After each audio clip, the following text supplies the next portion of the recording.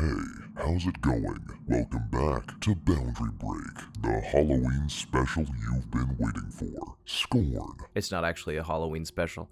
We're way past Halloween at this point. But hi, welcome back to Boundary Break, the show where we basically take a camera anywhere we want to try and find secrets and discoveries in some of our favorite games. Most recently released, a game called Scorn, which has some sights to see. But before we jump into the video, I want to give a massive thank you to Franz Bauma, who supplied the camera tool that I used for this episode. I would also like to give a massive thank you to our sponsor,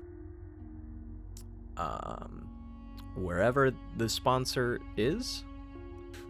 Where are you? Hi? Hey dude, the Titans came in Hero Wars. Great!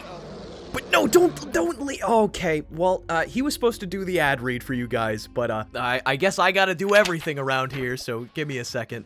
In Hero Wars, anyone can find a character that suits themselves. There's cyborgs, aliens, vampires, even furries won't be disappointed. I've only been playing for a couple weeks, but there's so many to unlock. And I think if you're gonna unlock anybody, you might as well go with Chaba. I mean, come on, he's a tank that literally devours his enemies. Like, put those chompers away, my guy. And Celeste, the real S tier. She can swap between a DPS dark form and a healer light form, as you do, which makes her useful in any situation. There's nothing quite like Hero Wars. You can play it on the subway, at lectures, or even while playing something else. And every month, there's a new event in the game. And recently, they rolled out the new Titans. The one I like the most is Karos, the Titan of Darkness. Not only does he look cool, but he can also devour enemies' vitality and then attack with it. Also, a new cross-server guild versus guild mode is now available. It's super easy to start playing, and assembling a perfect team is kind of an art in itself. For example, Mojo the Shaman can't heal Darkstar the Elf as efficiently as the good Grandma Martha can, while the Slow Cleaver makes a great pair with the Swift Isaac.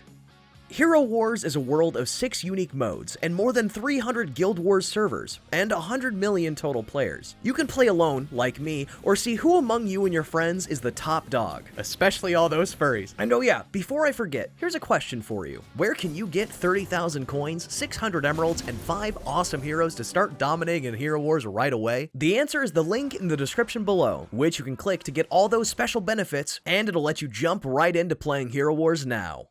Choose your side. Play Hero Wars. Oh, okay. Yeah, now you come back. I'm done. Bye. I suppose it's fitting that even on the main menu, Scorn has a lot to show. Namely, the entire intro sequence is loaded in the main menu's map, which also means that this cutscene is handled in real time, with real-time swapping between the characters, with one being a full body and the other just being a set of arms.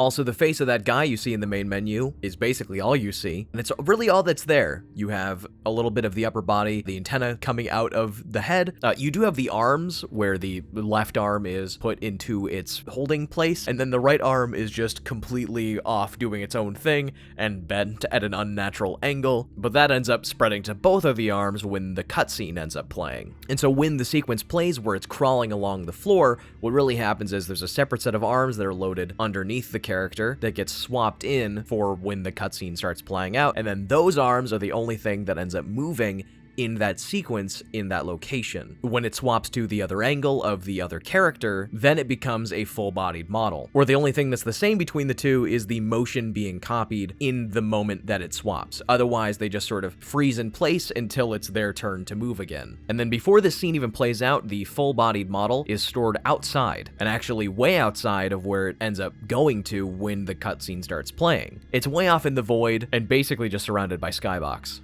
One of the more interesting characters that you can come across in the game is this little hatchling that you could break out of an egg if you don't kill him first. Now, it's been a while since I've seen this in a game, but this creature has a fully mirrored eye, where the back side of the eye is just the same as the front side of the eye, rather than not existing or just being a different texture on the back. Now, this character has a lot of extra detail in their body, like their leg seems broken, they've got a whole bunch of extra holes all over their back, their spine's coming out of their back, their fingers are webbed together, they have these really large organic tubes going over their shoulders. It's a whole process. there is a lot of interaction between the player and this character. And you use them to get through a door where they're kind of stuck in this panel, and they try to push off for a while, and they scream in pain, and you kind of leave them there, but you can't really notice when you're playing, but you can see if we take the camera and leave it here in this room, is that once you go through the door and it closes, this hatchling is released from the console and is free to roam about, but just walks forward a little bit and stays there. The other biggest character that you come across is the parasite, which you see in a couple portions of the game before it basically attaches to you, and this is what it looks like close up. We can see that it is the character from the main menu. It's got the same head and everything, and a few shared details, though obviously there's a lot more to this since the character in the main menu was just a severed upper body. It's got the gun attached to the tail, which is how you have the gun later, and how the parasite functions is it's basically put into an area of the map, loaded in before you get there, then when you get to that point in the map, it will do an animation or move around the world or do something. But for the most part, they're placed beforehand, which means you can have multiple in the same area, all loaded in at once. There is, of course, also the sequence where it attacks you and then attaches to you, where it basically spawns in after you interact with this portion of the level, halfway into a vent, kind of phase through the map a little bit, and then once you walk into a certain trigger, it just attacks you, and then this is what that animation looks like from a different angle.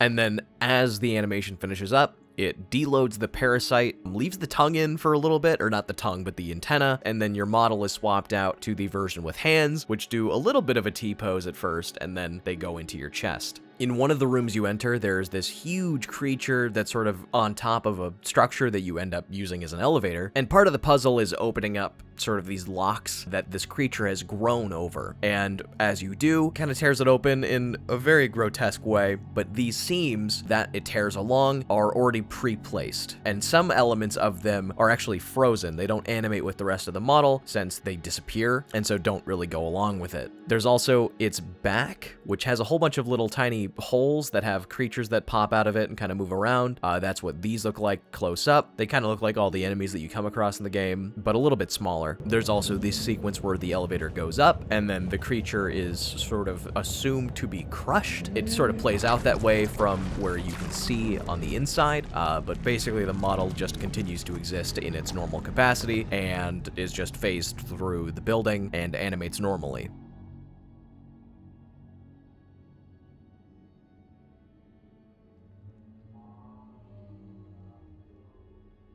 And this is what the player model looks like in Scorn. We'll go over how it evolves over the game, but for right now, this is the default player model. You'll notice some interesting details, like the backside of the character is kind of leathery and lacking in texture clarity. The skin is sickly and glistening. It's obviously got a really fleshy, muscly appearance, especially on the chest, where you have this weird pit thing with a whole bunch of holes in it. And one particularly weird part of the body is the neck, where you have this sort of raised up collar that doesn't really look like bone structure. It looks more like part of an outfit. Also, before I forget to mention, you don't have a head. The head's gone. But I hear you thinking, what about when you have a head? Well, there's a couple parts in the game where this does happen. In a few different areas of the game, you'll put your face into a console-like object, and then it will move your camera to somewhere else in the world. And when you do this, your head gets replaced with a very simplified model. It's all one color, everything's flattened out, there's no detail except for the pits of your eye holes and like extrusions of your face. Basically, the outline is there, but it's missing all of the texture work and everything that goes into making a model look realistic. Think of it like a mannequin face, basically. Now, for the most part, this simplified head is probably just used for the shadows that you see across the floor when you're playing, even though it's not rendered in the scene. But it does show up in quite a few cutscenes. Now, usually the head's not rendered to not conflict with the first-person camera perspective. If you left it there, your camera would kind of be merged inside of it if the camera was placed inside the head, which in Scorn's case, it is for gameplay. For some of these cutscenes, though, it would appear as though they've moved the camera to be slightly in front of the head, in the scenes where the simple head is used.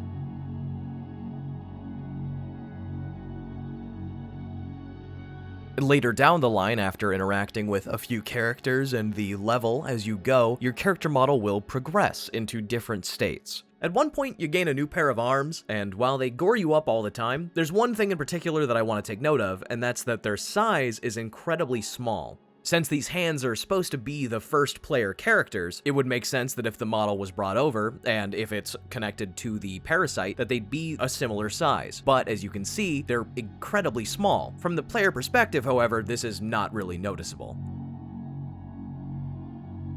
Also, for 90% of the game, you're using this default player model, though at some point it does get overgrown with roots and you have the hands, but it's the same base model. This continues until basically the last 20 minutes. You're about to get into a little machine that will be able to pull the parasite off of your body, but just before you can get in, it plays a cutscene of your chest getting ripped open by the parasite. During this cutscene, there's a model swap to a version with a gored open chest, as well as extra details across the entire body. Basically, the whole point of this is to show the degradation of your player model from the beginning of the game to the end of the game after being attached to the parasite for so long. As you can see for the collar, it's basically rotted away all of the meat. It's kind of just a bony structure that's left, and your entire character's back is now fleshy instead of leathery, and has the spine and ribs more fully defined. And since this model gets reused for the remainder of the game, there's a couple extra details that we get to see here that you wouldn't typically expect. We have the character's full head, which is fully modeled, fully textured, fully detailed, as opposed to the simplified head of before. And interestingly, we can see that the skull has the saw markings that we would see later.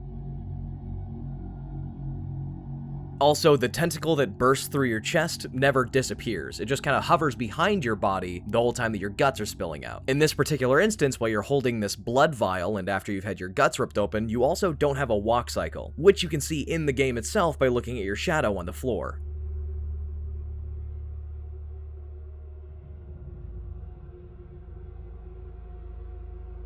And in the same vein, when the default player model is in motion, there's a lot of cool stuff that we can end up seeing. And this is mostly because the developers opted for a first-person game. For example, when you are standing around not doing much of anything and looking around left and right, your character model just floats above the ground and spins and whatever, but basically your legs don't move, your lower body doesn't move. This changes when you look down, which basically lowers your model by a couple inches, and your character model's legs now interact with the floor, and when you turn around, your legs will stay in place, and so your lower body twists with the movement. Also, when you sprint, the game no longer lets you look down, and I imagine it's because the sprinting animation looks like this.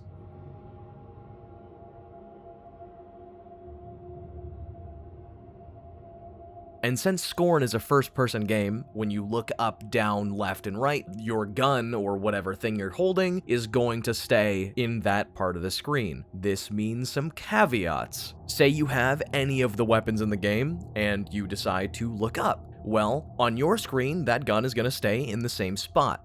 This means, though, in the game's perspective, the shoulders are detached and pivot towards the camera, while still remaining connected to the model, which stretches it in extreme ways.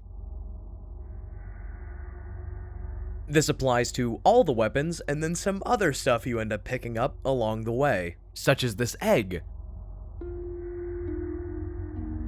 There's also this animation where you get a key grafted onto your hand. You're probably wondering what that looks like. It basically just attaches to your hand in a frame. It's kind of like it swaps in, which is kind of cool. Also, way at the end of the game, you take control of two other entities at the same time. And for some reason, whichever one you're in control of is made slightly smaller. And then for the one that's carrying the player, similar to the player themselves not too long beforehand, it doesn't actually have a walking animation. And as it's carrying the player's body, you can see how statically the player's body is held in its hands, with the brain antenna cord rigidly going up into the sky, not really connecting to anything in particular.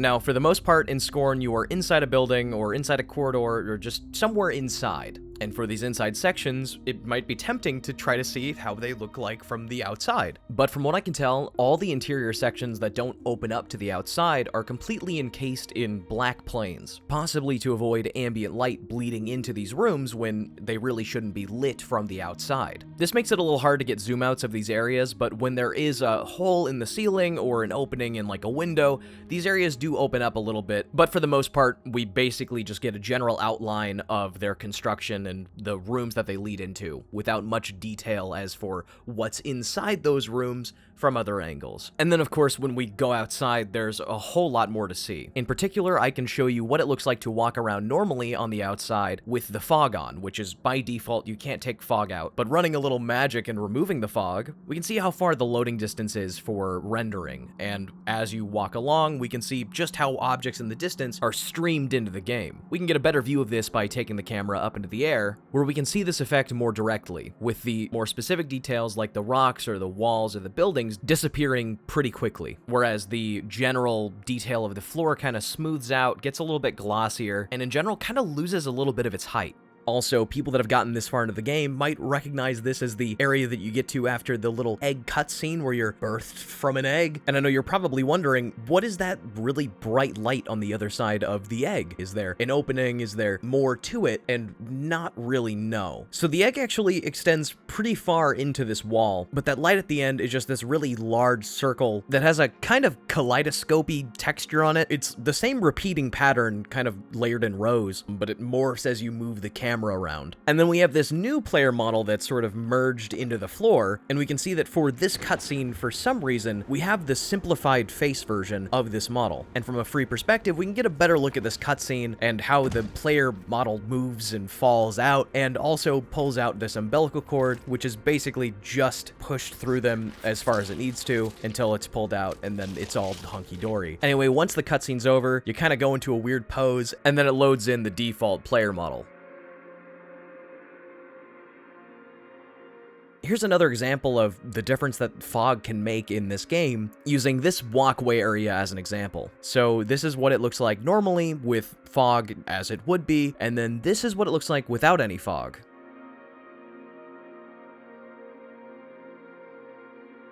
There's also two different versions of loading that we can kind of get a look at, and while they're doing the same things, they kind of do it in different ways. So first up, we have elevators, everybody's favorite thing. Well, elevators in this game don't move, at least not the platforms themselves, so the walls are the things that move to give you the illusion that you're actually moving, but the level around you and the elevator that you're in don't move at all. The other version of loading would be having the levels stream in as you move across it, like for this train section, where the level will load in front of you and deload behind you as you ride along this train, preparing the next area as you get there. And since you're in a tunnel for most of it, it's pretty seamless across the way. And hey, shocking surprise, under the first puzzle room, we have a dev cube, and if you guys don't know, dev cubes can be pretty much used for anything. So it'd be up to the developers to tell us what that actually does, but hey, feel free to leave your guess in the comments below. And spoilers, I guess, but there's this part near the end of the game where there's a huge web of brains connected into this hive mind looking thing, and it goes way up into the ceiling, far, far higher than you would expect.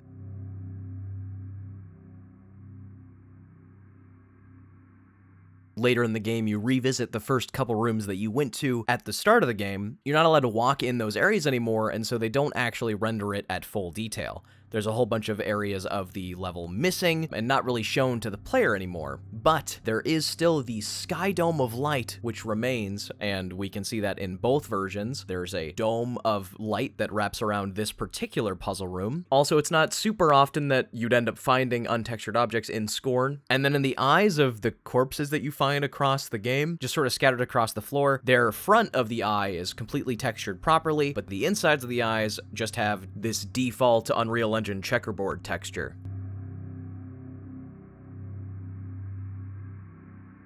To round off the video, I wanted to take a look at the ending of the game, which I do have a couple viewer requests for. So the very obvious question is, what's on the other side of this pathway? And the unfortunate answer is there's nothing. And while that in itself is a little disappointing, there's some interesting stuff going on with the lights here. There are two different lights to represent this wall. You have a front-facing panel of light that extends from the bottom to the top, and then you have this very large egg shape that's emitting light at the very top. And then this is rendered regardless of angle. But it does blend into the other one, which makes it a little hard to see. And then the next viewer request wanted to know where the parasite comes from in this final cutscene. Now, contrary to some of the other parasite sections where it is already pre-placed in the world, this parasite loads in during the cutscene, rather than always being visible there the whole time. And since this cutscene is handled in real time, we can get a couple other angles of the parasite attacking and latching to the player, and then merging to create new forms. Though, funnily enough, before they're visible in the final part of the animation, both the player model and the parasite model are stored in an A pose. Anyway, as the scene progresses, the parasite becomes a different creature entirely, and in the intermediate scenes between those, both models are present in the same space, with the smaller parasite sort of just being used for the tentacle. The scene then culminates with the player model and this parasite model being merged together in terrifying ways into a disgusting new creature, and one that we can take a peek inside of, which I did not like saying. And something that genuinely surprised me is that even though you can only see your character's head peeking out of this thing, the full body is still there, merged inside the model. Kind of crushed into place, but still there, with the same skull cap, the same gored open chest, you know, all the good stuff.